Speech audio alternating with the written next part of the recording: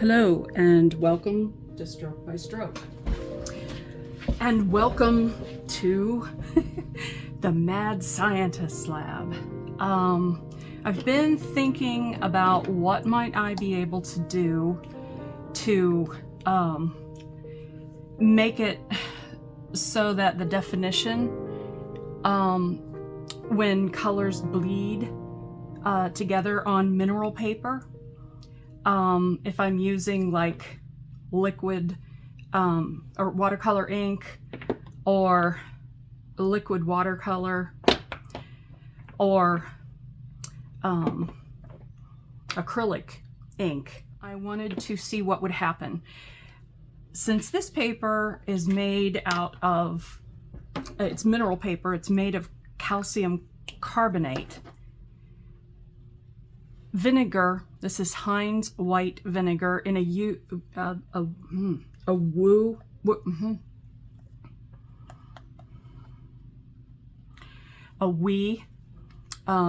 OUI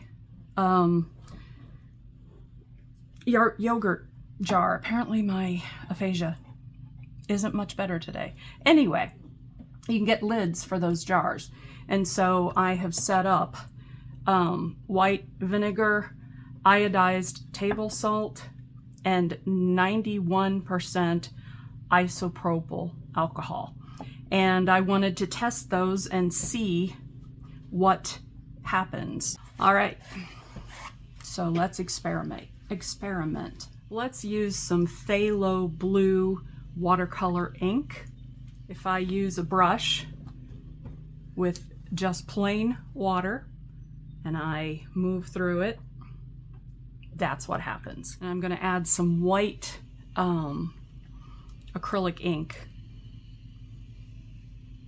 to this as well. Now I'm gonna,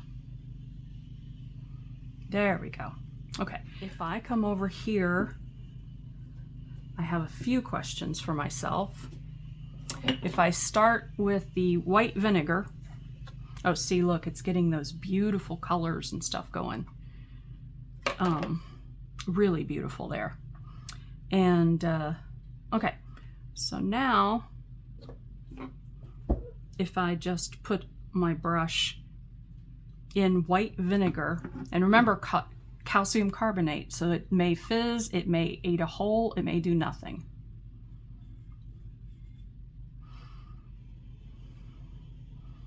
And I cannot speak of how well this is going to stay over time. Clean my brush and come back in here to my vinegar, because you can see it didn't move. What happens if I make it? Oh, look at that. Okay. Well, so that didn't work. Okay. Interesting. So now if I try this like over here and do them at the same time, that was watercolor ink, and this is acrylic ink. What if I use a pipette and like do one drop? And this is of the vinegar, white vinegar. And apparently bubbles. Oh, well, that's interesting. It does not play well with the acrylic. Now I'm going to use, this is watercolor ink, and this is Chinese white.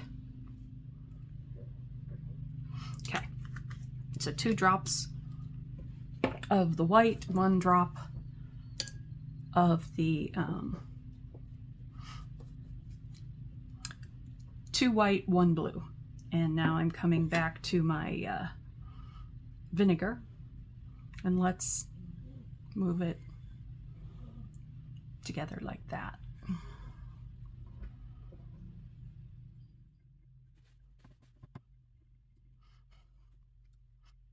And I'm just putting this on low.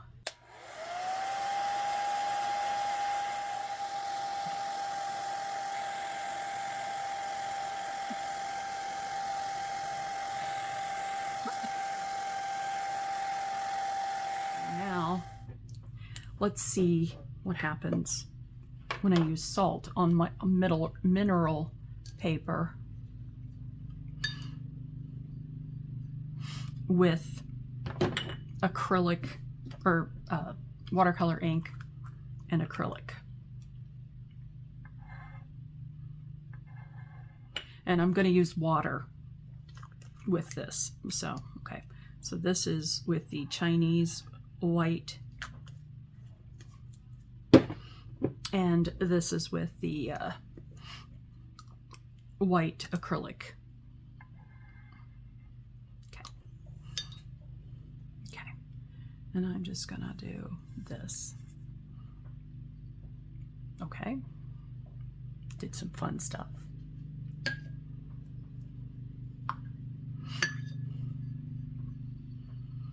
And that was the acrylic. Now this is the all watercolor ink.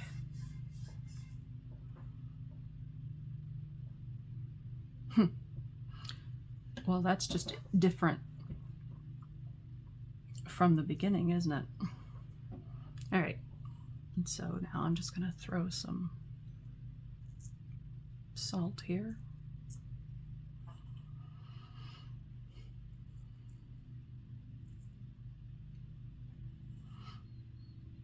And then I'm going to do the same here.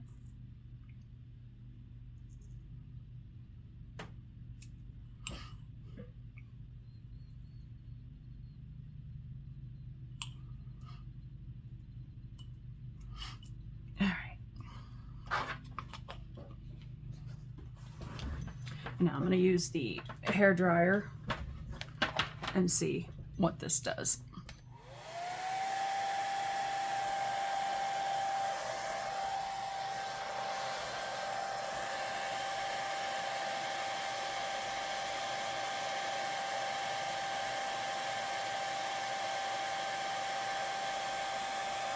I'm going to do similar to what I did here. So the phthalo blue. Okay. And the acrylic white.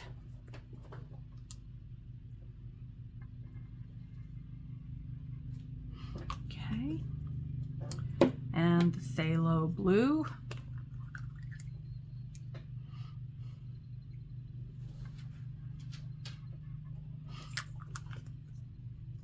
And the Chinese white.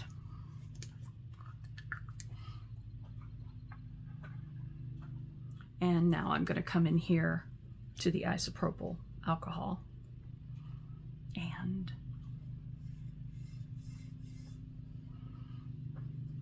well, that's weird. It curdled. Okay. It's not unexpected, really, considering what happened over here.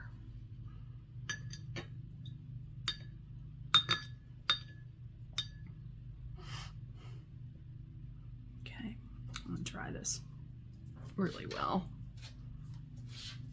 And now come back in here again. Now this is just the watercolor ink.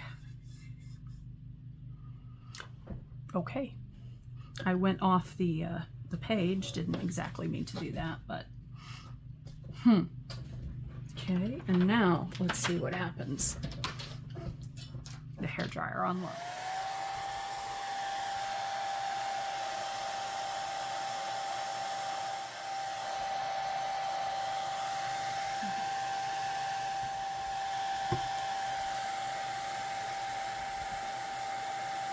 Okay, so I know I won't remember if I don't put this on, so salt, alcohol,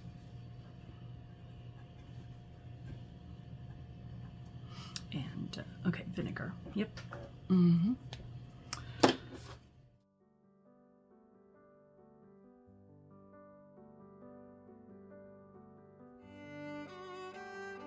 gonna start by putting, this is vinegar. I'm gonna put the vinegar here at the top. And I have not thinned this with water so it's just as it came out of the bottle. I'm doing some here at the bottom too. And once again, this may dissolve over time. I don't know. Okay. And now I'm going to use just plain water. Okay, it doesn't move as fast. Oh, and it granulated there. That's interesting.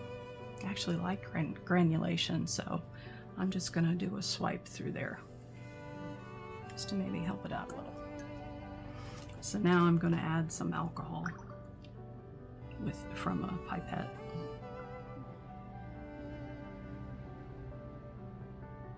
Wow. That's incredibly awesome. Okay. Interesting to know. Guess I just didn't expect that. Well, and I've done everything else. Let's just add a little bit of salt.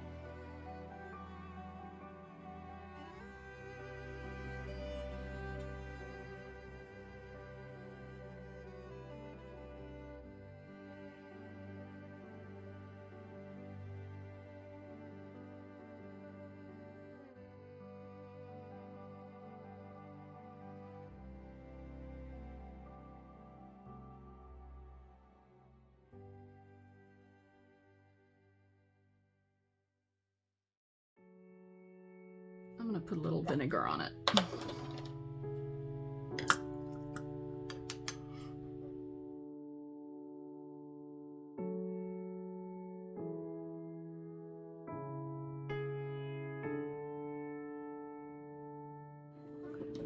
Okay, so I've learned a lot in this image, and there's a lot of stuff that I want to do again, other stuff that I may not want to do again, but yes, sometimes being a mad scientist is what it takes, you know. Always make sure that you're well ventilated. Maybe do a little Google search before you start putting chemicals together, just to double check and make sure you're not going to kill yourself. When I was young, my poor mom, oh God, I did want to be a scientist, and I decided to experiment what would happen if I put certain chemicals together. And I had no idea. It might have been maybe 8 or 9 when I did this, maybe 10. But I put a metal coffee can, because that's all we had back in the day, and in the sink, and I started putting things in like bleach and toilet bowl cleaner, and all this smoke came out, And yeah, it ate through the coffee can and went down the sink drain in the kitchen. So it's a wonder I did not kill myself. So don't do what I do, you know, research it, okay? I did research this before I did it. But I am quite happy with these results, honestly, all the way around. You know, so oops, I'll do some close-ups for you, and I'm gonna call this experimentation. The aphasia is still bad. Anyway, this has been an experiment, and I'm going to call it a successful one. I'm in love with what happened, like right in here, and this was gloriously fun too. Anyway, this has been Stroke by Stroke. Always do what makes you happy to your best ability in that moment. And until we meet again, my friends, I hope you have a beautiful rest of your day.